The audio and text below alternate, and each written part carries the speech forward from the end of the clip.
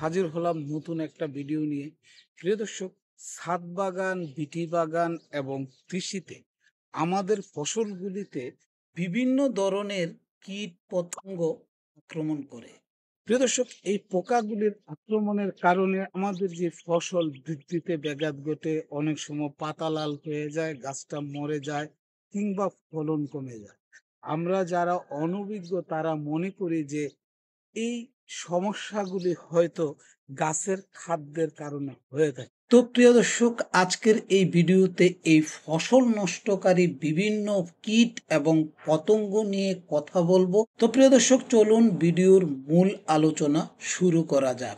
প্রথমে আমরা এই কীট পতঙ্গগুলির সাথে পরিচয় হই।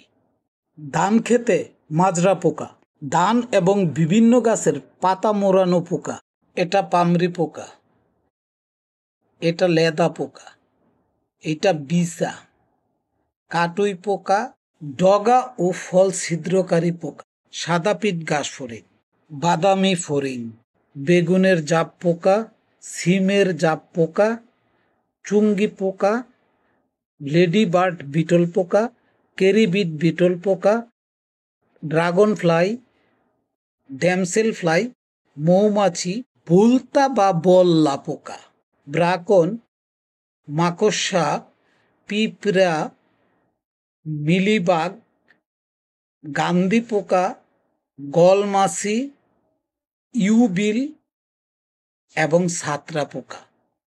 প্রিয় দর্শক, আমাদের ফসলি জমিতে অসংখ্য বালাই পোকার মধ্যে আমি কিছু সংখ্যক বালাই পোকা আপনাদেরকে দেখালাম। প্রিয় দর্শক, এই বালাই পোকার আক্রমণে প্রতি বছর ফসলি জমির 30 থেকে 35% ফসল নষ্ট হয়ে যায়। কখনো কখনো যদি এই বালাই পোকার আক্রমণের লাগাম টেনে না ধরা যায় তাহলে 80 থেকে 100% ফসল নষ্ট হয়ে যায়। তবে প্রিয় দর্শক, এই ফসলি জমিতে এই কীটপতঙ্গের আক্রমণ আর নতুন কি?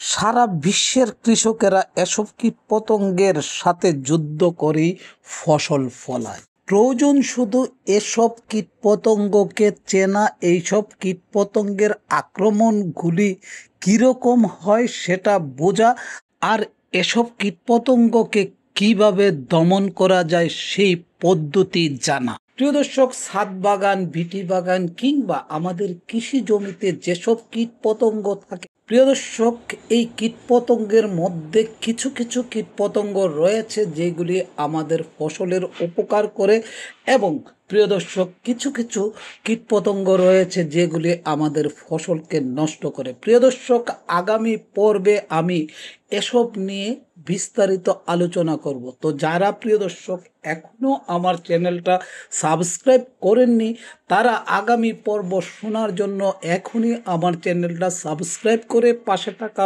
বেল আইকনটি বাজিয়ে দিন, যেন আগামী পর্ব আসার সাথে সাথে আপনার কাছে নোটিফিকেশন চলে যায়। প্রিয় দর্শক, আপনি যদি আমার আগামী পর্ব শুনতে চান তাহলে একটু ধৈর্য ধরুন, দ্রুতই দেখা হবে আগামী পর্বে। ততক্ষণ পর্যন্ত প্রিয় দর্শক, আপনারা ভালো থাকুন, সুস্থ থাকুন আর নিরাপদে পথ চলুন।